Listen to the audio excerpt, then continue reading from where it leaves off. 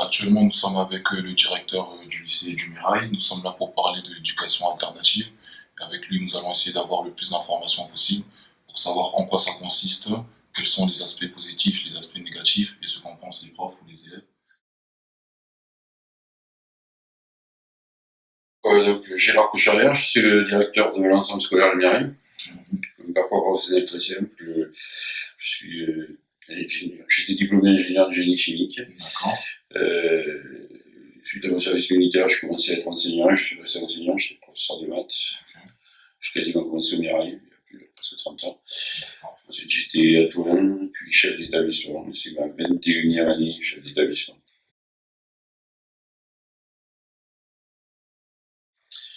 Alors, le lycée Le Mirail est une assez vieille institution. Il y a des élèves ici depuis 1850. Depuis maintenant, en 1998, on a mis en place le lycée du matin. D'accord. Sachant que le Mirail, autrefois, était un établissement qui accueillait beaucoup d'élèves en difficulté scolaire. Depuis le lycée du matin, nous sommes passés de 300 à 720 élèves en termes d'accueil. Toujours des jeunes en difficulté, mais aussi des jeunes sans difficulté particulière. C'est-à-dire que nous avons à peu près tous les échantillonnages possibles de l'éducation scolaire.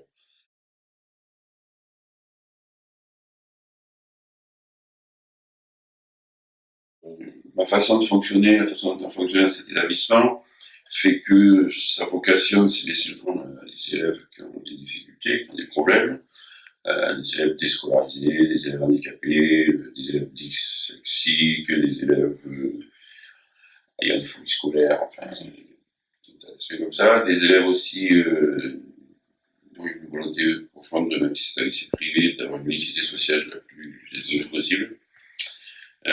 Pour essayer de trouver des solutions à chaque jeune.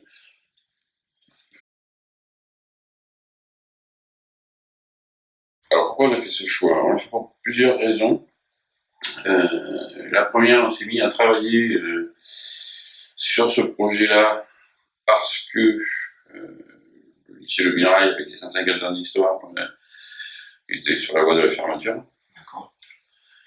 Moi, j'ai toujours pensé que c'est la feuille qui donne l'envie, qui met les gens au travail. Et ensuite, parce que à ce moment-là, on a réfléchi sur comment organiser différemment la vie de certains étudiants, de certains élèves qui sont au conservatoire, sont dans un club sportif, dans des entraînements intensifs, font de la danse. On est parti sur ce concept-là, qu'on a étendu à tout le monde. Donc on a libéré le temps.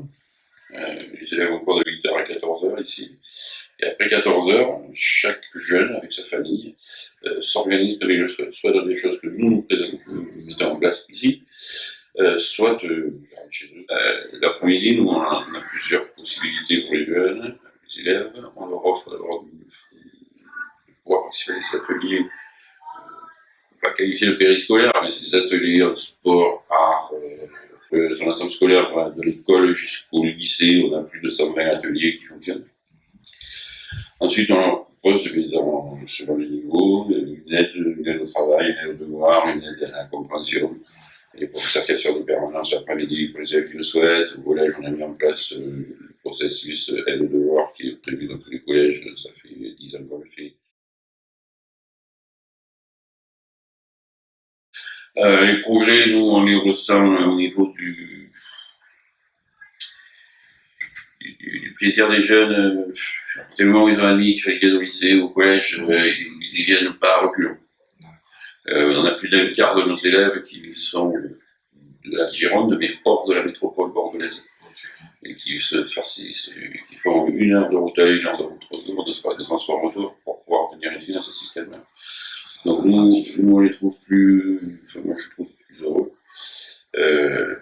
Après, au niveau des résultats, c'est un peu amélioré. Qu'avant, mais on n'a plus assez de recul maintenant. Les références que j'ai sont d'il y a plus de 20 ans. Avant, après, nous, ce qu'on a remarqué surtout, et ce qui est important pour nous, c'est ce système-là, sans qu'on adapte particulièrement les cours pour les élèves, nous permet d'accueillir, d'avoir de belles réussites pour des jeunes qui ont des phobies scolaires, pour des jeunes qui ont été déscolarisés, pour des jeunes qui ont fait un parcours vers un bac professionnel. professionnels tout en réalisant tout d'un coup qu'ils auraient dû travailler en troisième et qui peuvent reprendre. Pour des jeunes qui ont des problèmes psychologiques, le centre Abadi, nous avons régulièrement des élèves ici. C'est un système qui permet ça. Mais c'est un système aussi qui permet, j'ai vu des études de troisième l'année dernière qui avaient 19 de moyenne, qui intégrer les classes préparatoires à grandes écoles, tout en continuant à jouer dans leur club de handball ou d'aller au conservatoire. Et je vous remercie d'avoir répondu à mes questions. Je pense que ça a été clair et voilà, j'en sais un peu plus déjà sur l'éducation alternative. Merci. Merci beaucoup.